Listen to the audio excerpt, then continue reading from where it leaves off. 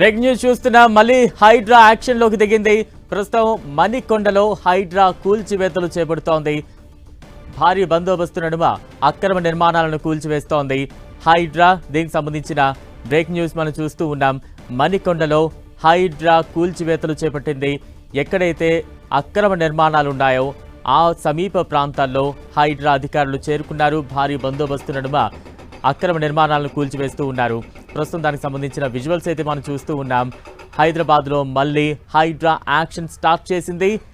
మణికొండలో హైడ్రా అధికారులు కూల్చివేతలు చేపడుతున్నారు. అక్రమ నిర్మాణాలను గుర్తించి వాటిని ఇమీడియట్గా కూల్చివేస్తూ ఉన్నారు.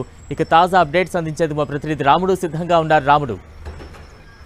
బలరాం, హైదరాబాద్ నగరంలో అక్రమ నిర్మాణాల పైన ఫోకస్ చేశారు అధికారులు. ముఖ్యంగా చెరువులు, నాలాలు వీటన్నింటిపైన పెద్ద ఎత్తున ఫోకస్ చేసినటువంటి అధికారులు వాటిని కూల్చేసేటువంటి పనిలో పడ్డారు.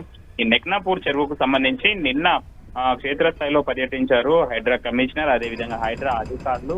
అందులో పెద్ద పెద్ద నిర్మాణాలు వచ్చాయి, వాటన్నింటినీ కూడా కూల్చివేయాలని నిర్ణయించడం జరిగింది. ఇప్పటికే అక్కడ ఉండేటువంటి స్థానికులకు ఈ విషయాన్ని తెలియజేయడంతో పాటు క్షేత్రస్థాయిలో ఉండేటువంటి అధికారులతో పూర్తి వివరాలన్నీ కూడా సేకరించడం జరిగింది. ఏ నిర్మాణాలు అక్రమంగా వెళ్తాయి, ఏ నిర్మాణాలు ఈ విధంగా చెరువులో ఉన్నాయి అనేటువంటి వాటన్నింటినీ కూడా గుర్తించి వాటన్నింటినీ కూల్చివేస్తున్నారు. బలరాం, అంటే సమీప ప్రాంతాల్లో మొత్తం ఎన్ని అక్రమ నిర్మాణాలు గుర్తించారు? ప్రస్తుతం ఎన్ని కూల్చివేతలు కొనసాగుతున్నాయి?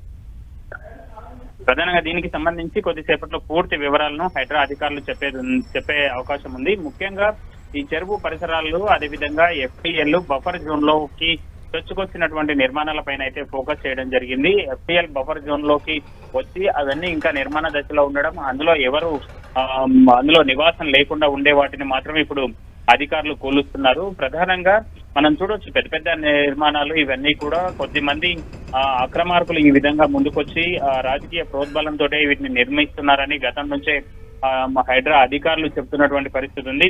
ప్రధానంగా ముఖ్యమైనటువంటి చెరువు భూములు, చాలా ఖరీదైనటువంటి భూములు, దగ్గరలో ఉండేటువంటి ప్రాంతాలకు ఉండేటువంటి చెరువులన్నింటినీ కూడా ఈ విధంగా చెరబడుతున్నారని చెప్పుకోవచ్చు. దాంతోనే ప్రభుత్వం సీరియస్ గా ఉండడం, చెరువుల రక్షణ పైన సీరియస్ గా ఉండాలని అధికారులను ఆదేశించడంతో హైడ్రా అధికారులు ఈ కూల్చివేతలను మొదలు పెట్టారు. Okay, right. థ్యాంక్ యూ రాముడు.